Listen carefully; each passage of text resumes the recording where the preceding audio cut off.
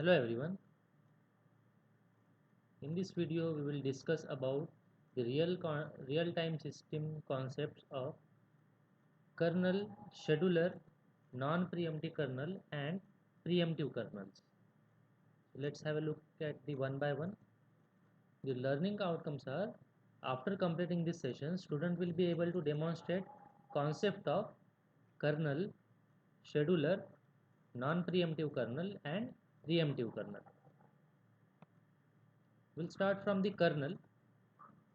The kernel is the part of multitasking system responsible for management of a task, that is for managing CPU time and communication between the tasks. So this is the responsible for multitasking system. The fundamental service provided by the kernel is context switching.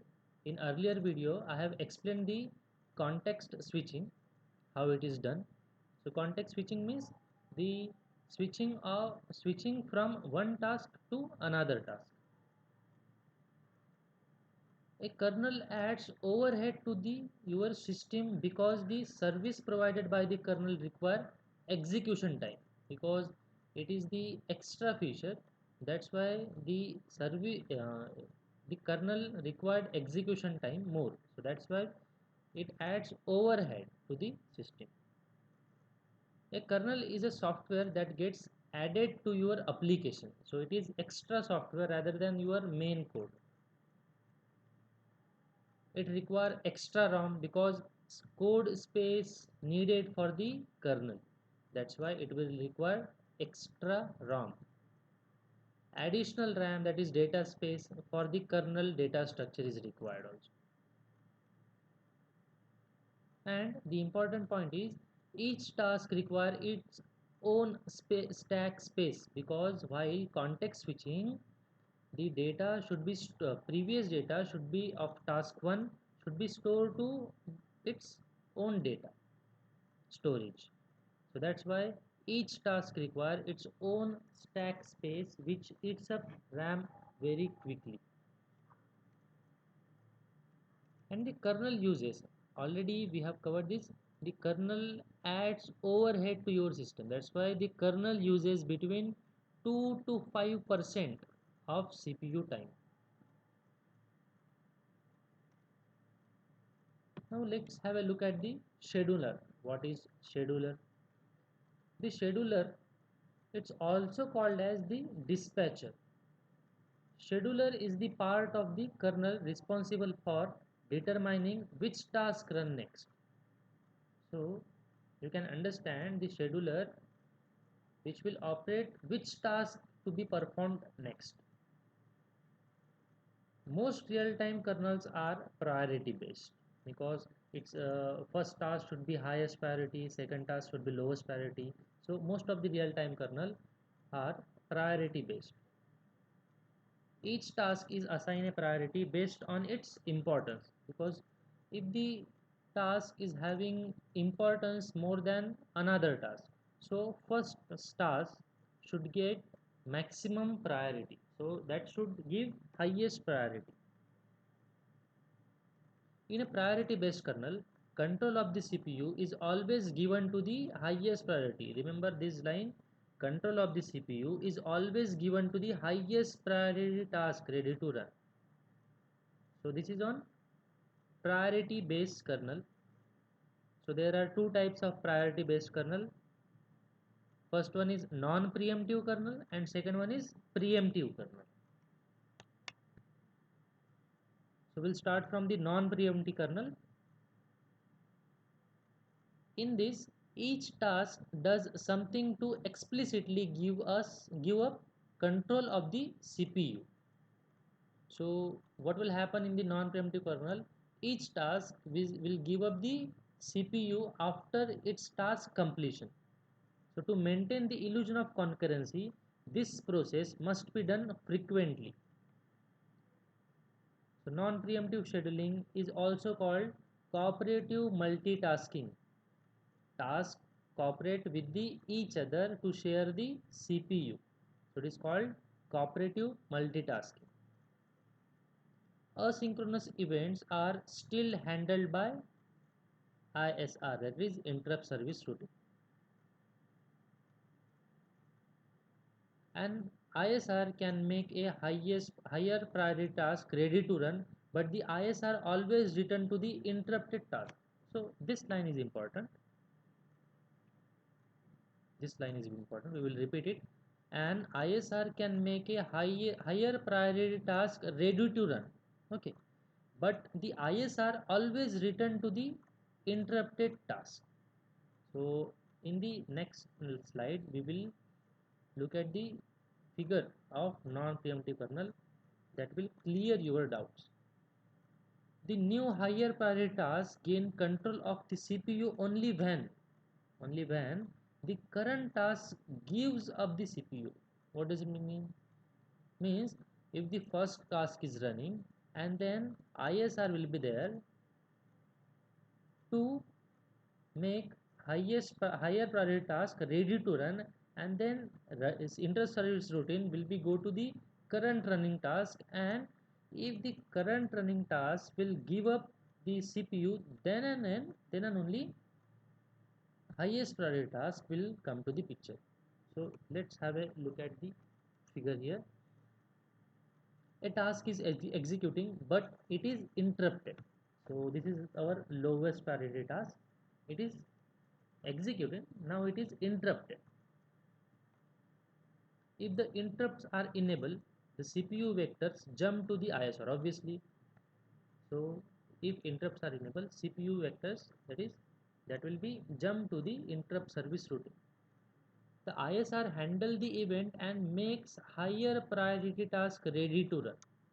Why this ISR happen? Because there will be some highest priority task, that's why it will jump to the ISR, and then ISR handle the event and makes higher priority task ready to run. You know the 5 states. So ISR makes highest priority task ready to run. Now upon completion of the ISR, a return from interrupt instruction is executed and the CPU returns to interrupted task. So this is important. Again CPU will again returns to interrupted task, and the task code resumed at the instruction following the interrupted instruction. So again that task will be resumed from where ISR occurs. So what will happen? It will interrupt, it will go to the ISR, it will make higher priority task ready to run, and then again it will back to the lowest priority task again. And what will happen? When the task code completes, means when lowest priority task codes complete, it call a service that kernel provides to give up CPU to the another task. So this is low priority task give up to the CPU. Now the kernel sees that higher priority task has been made ready to run, and thus the kernel performs a context switch so that it can run.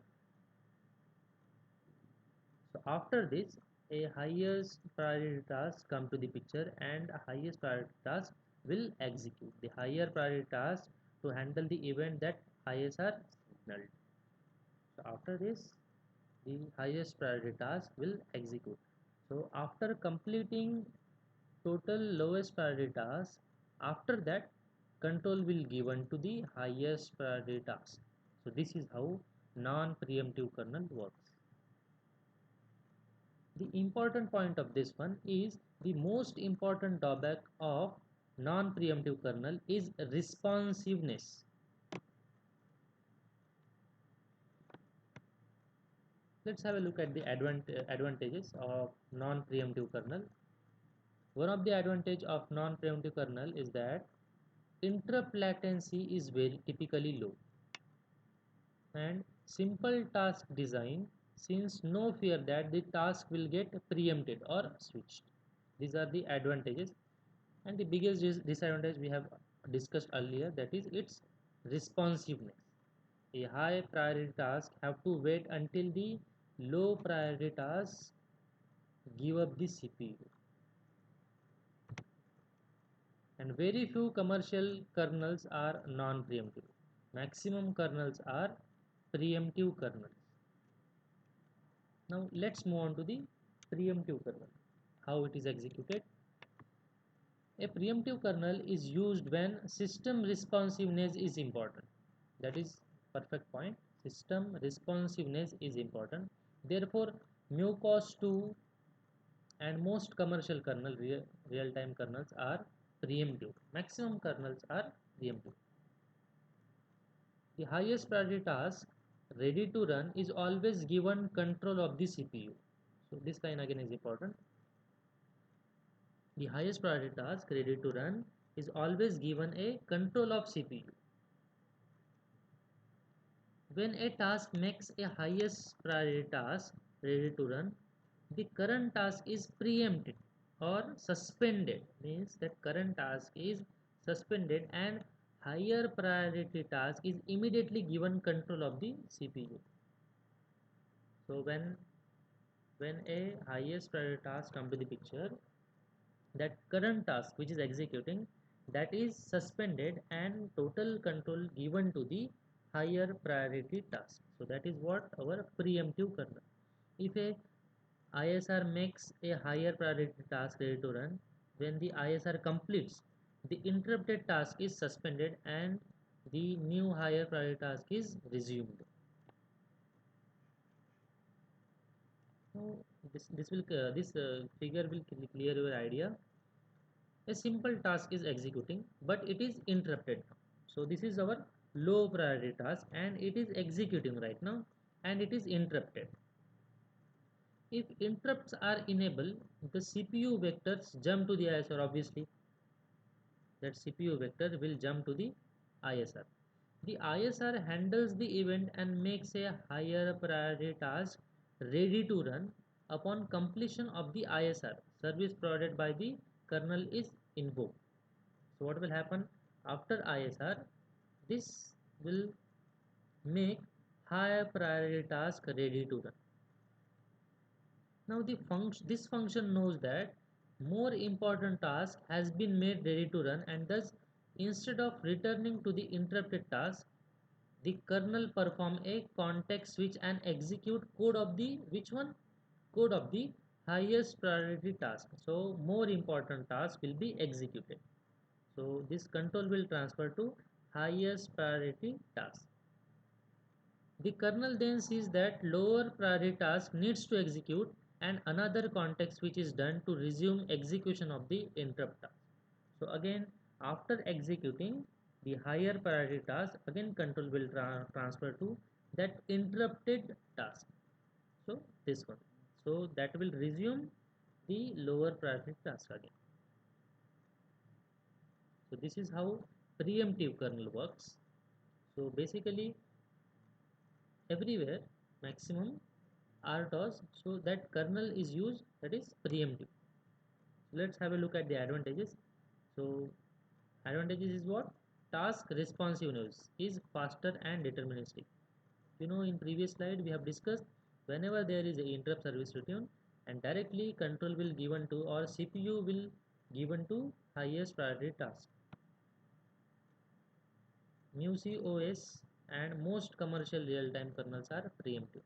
Disadvantages are corruption of data may happen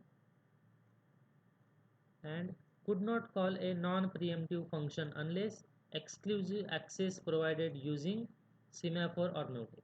So this concept will study in the next or coming lectures. So this is what could not call a non-preemptive functions unless exclusive access provided using semaphore. So semaphore is what a key to control the various tasks. So up till now we have discussed how many points?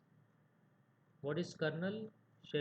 Next is scheduler, the non-preemptive kernels, how it is works, and preemptive kernels. So advantages and its disadvantages. So let's move on to the next video.